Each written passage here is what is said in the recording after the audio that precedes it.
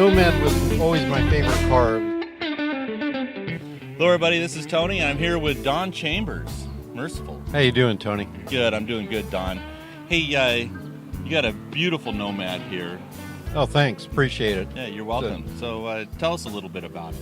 Well, Nomad was always my favorite car. It was the first car I wanted, but I couldn't afford one. That was back in about 1969. I had $300, and they went for about $700 in poor condition and $1,500 in good condition. Oh, wow. So I ended up buying a '54 Chevy lowrider for $300. My passion was always, when I was a kid, I'd always look at the hot rod magazines, but especially the custom car magazines, and I'd always kind of design cars in my head, do the modifications and look at them, but I couldn't draw, so I was always imagining things. So that was really kind of my dream, was to always be able to design something myself.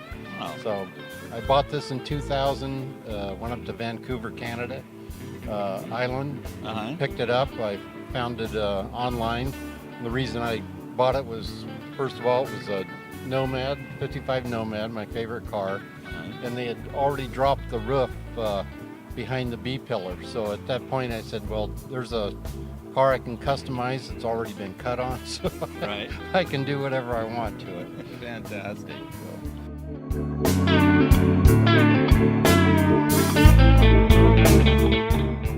All right, so you were able to find this car in Vancouver, Canada, and then... So I brought it back. I had my whole garage set up to work on it.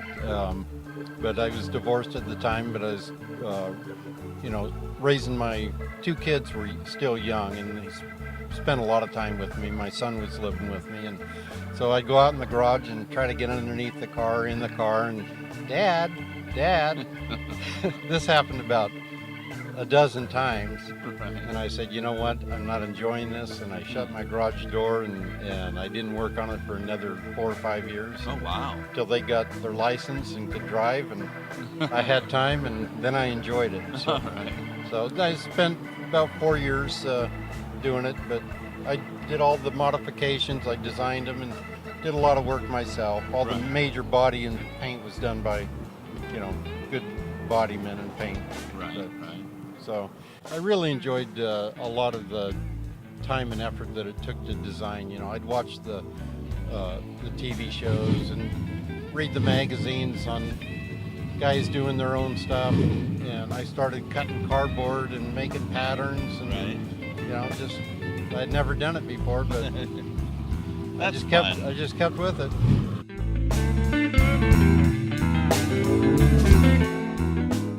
That feeling of doing something you've never done before, there's really a sense of accomplishment. Oh, it's great. I mean, I had people come over, and I'd tell them I'm going to do this and cut cardboard, and they just look at me and go, yeah.